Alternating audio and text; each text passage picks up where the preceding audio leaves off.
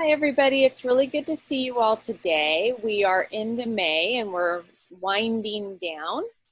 And today I wanted to show you a short little video that somebody created on about man's search for meaning.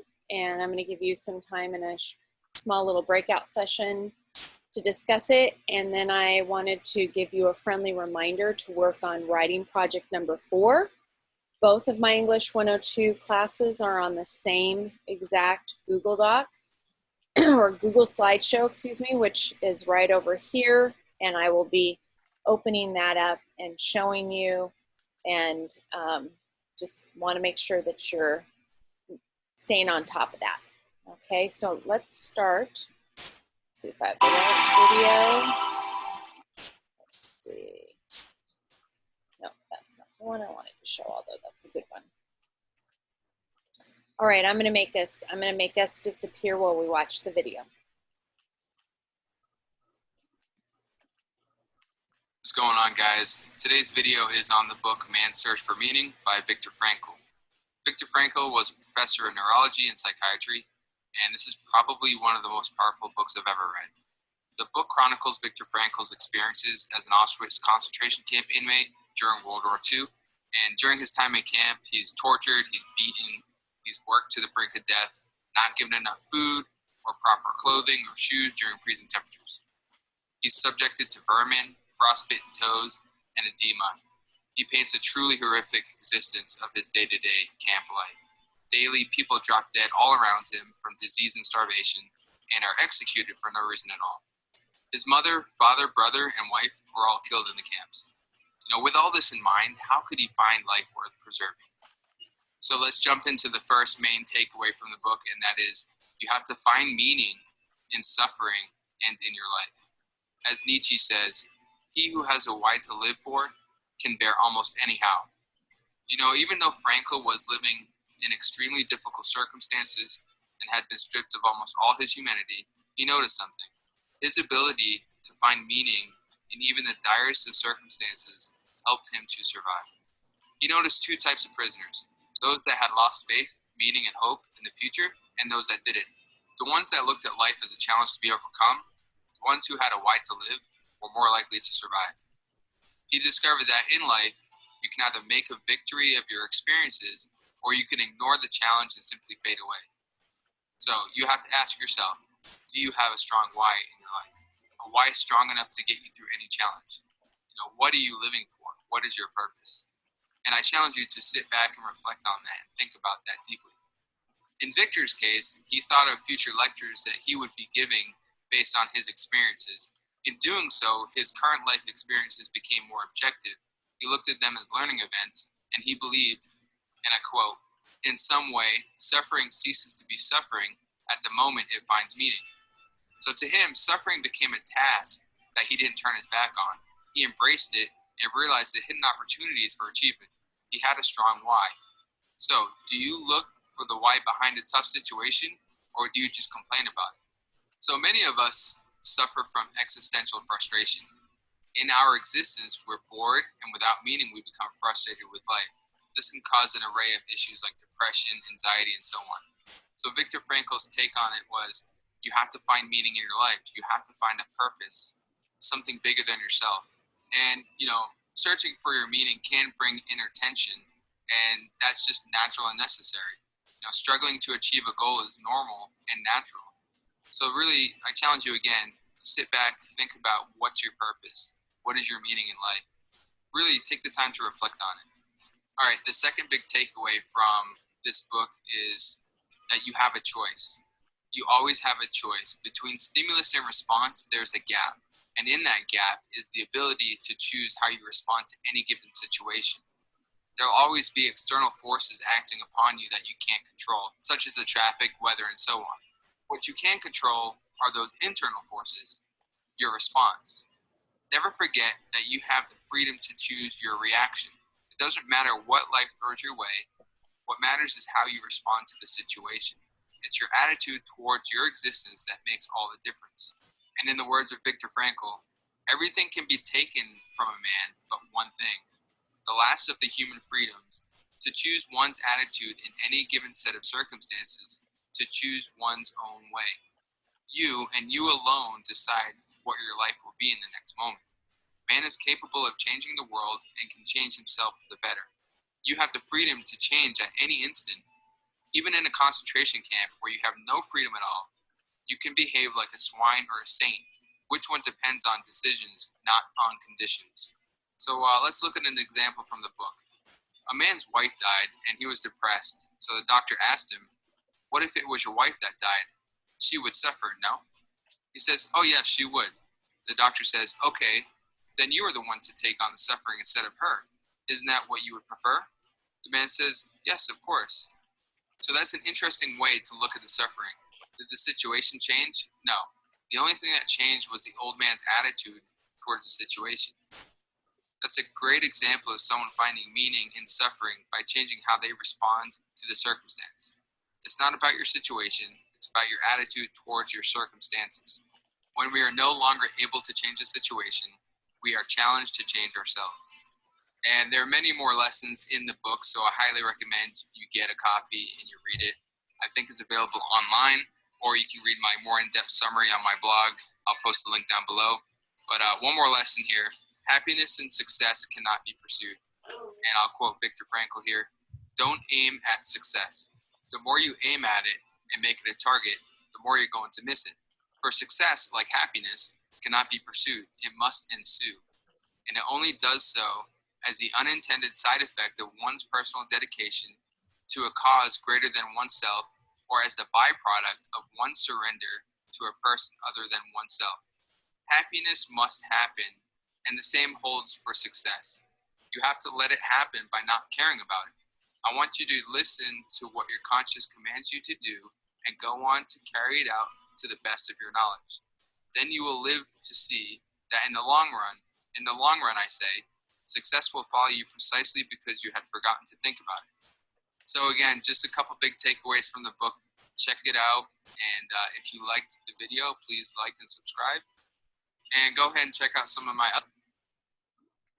All right. Checking out the chat. All right, Amy, great. That's great. All right, I'm bringing you guys back here. Very cool. Okay, so what we're going to do now is I would like you to, I'm going to have you go into breakout sections,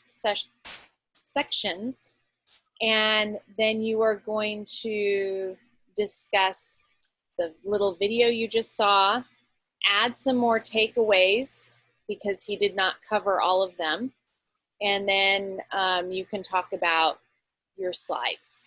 Okay, so I'm going to do, let's see, breakout rooms.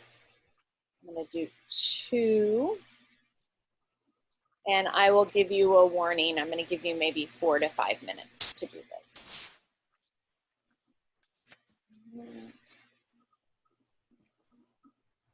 Okay.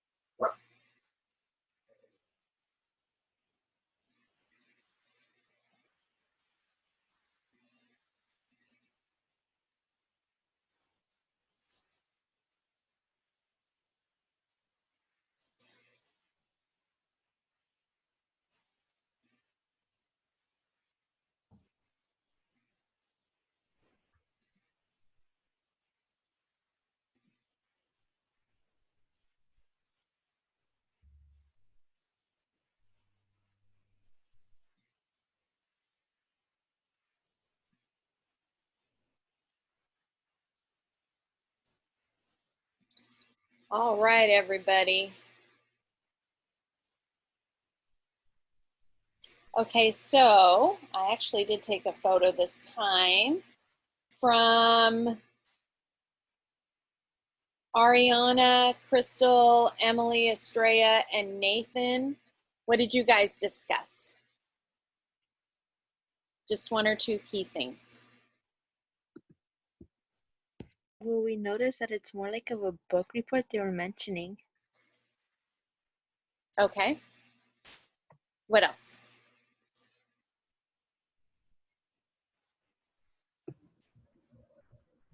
He pretty much summed up the book in the video and talked about like the main purposes of his research, I guess, and his ways of finding yourself. Yeah, and I will tell you, this was very revolutionary for the time. And if it doesn't seem very revolutionary now, it goes to speak to Frankel's influence on our culture and our life, because that was not the emphasis from before.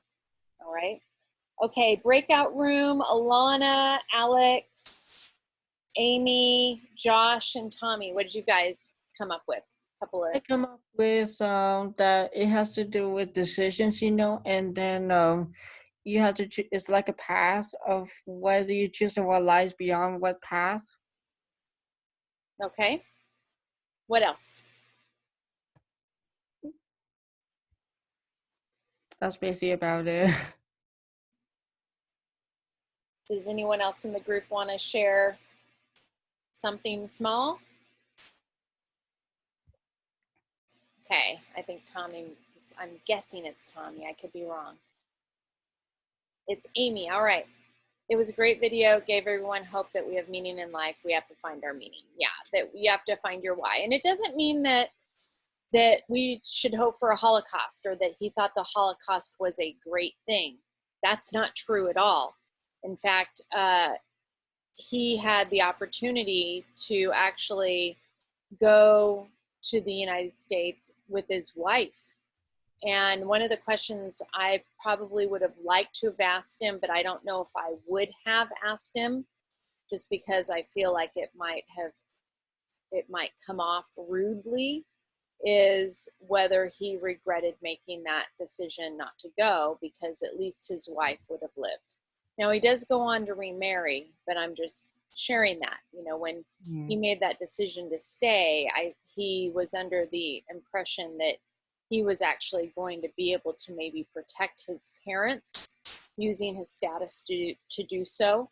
And so I think, people don't necessarily know the extent to what was going to happen. All right, so I just want to take a moment here to talk about the writing project again, to make sure that we're all on the same page with what it is you're supposed to be doing. And then go to the calendar. So we have the research, your slide, the reflection, and the discussion forum. Okay, so you need to do all 4. Okay, and so I want to talk specifically about the slide parameters.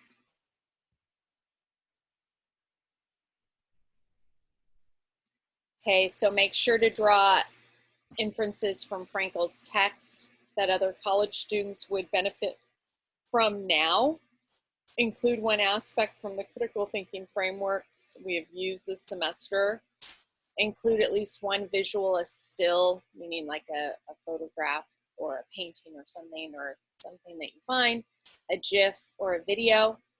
When you are ready, place content on your slide. Oh, excuse me, I'm gonna fix that. It's ready. Should be ready to choose the first one available. You can initially just dump items there and then rearrange later on. In order to not have a lot of repeated material when you build your final slide, double check with the slides that have come before yours. If you see something that is a duplicate, your responsibility is to change yours. So in a sense, it is first come, first serve. The slides that are that are all title and text formatted, but you can change the format for the particular slide to anything you want. So there's a format already that, you know, very simple one, but just do whatever you want. And then there's a tutorial about how to use Google Slides, create a catchy title for your slide, and then keep the following in mind. Because you're the only one doing the one slide, you need to be picky about what writing you will include and how you would design your layout. So we have our slideshow here, and I took a look last night. Mine's just a placer slide here, just to give you an example. We have Josh is here, and so we've got some people who've started, but we have some people that need to keep going. It's okay that you're still working on yours and that you may have a quotation or something there, and then you can go and finish working on it. So, I have a question. yes. So for all the research and all that from the wiki page, we're supposed to put it all here? No, they're separate things. Okay. The other items are going to go into Canvas. Okay. Yeah. Yes. And I want to go back here and open up. We have another question.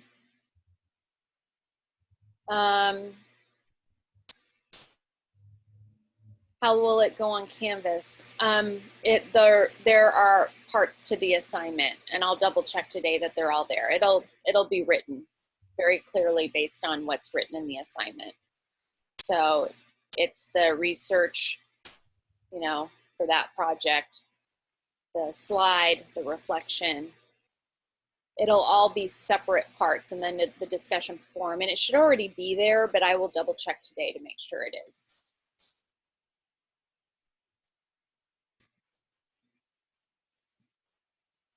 Okay, that's fine, Amy. I'll go back and I'll double check and I'll fix and add in and make sure it's all there.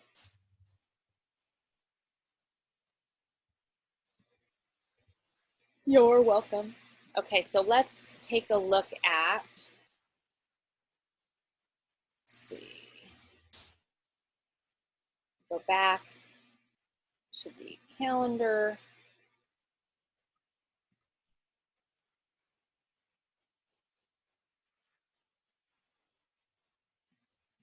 Everything takes longer on Zoom. All right, so we're in May here.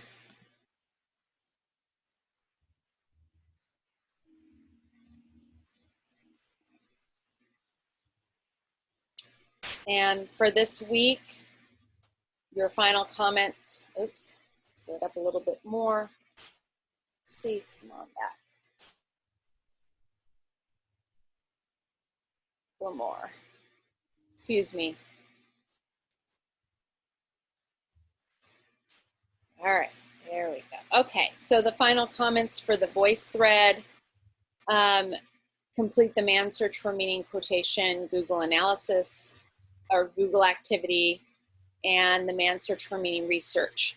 So make sure that you have those parts there, and it'll be the pre-items, and then the rest of it. So this is the research part, and then you're going to finish the slideshow, discussion forum, and reflection by Friday. So these items by Wednesday, these items by Friday. And then the last project is going to be your critical evaluation of film, and I will discuss that on next Monday. I have a question. For last week, they said there was a Padlet 5. Yeah. Where's that at? No, it's okay. I'm not going to, I was going to have you do that, but don't worry about that. I'm going to take that out. Okay, and the project 2? I've been looking for it everywhere, but I don't know if it was like the wiki page. I am sorry. That is labeled incorrectly.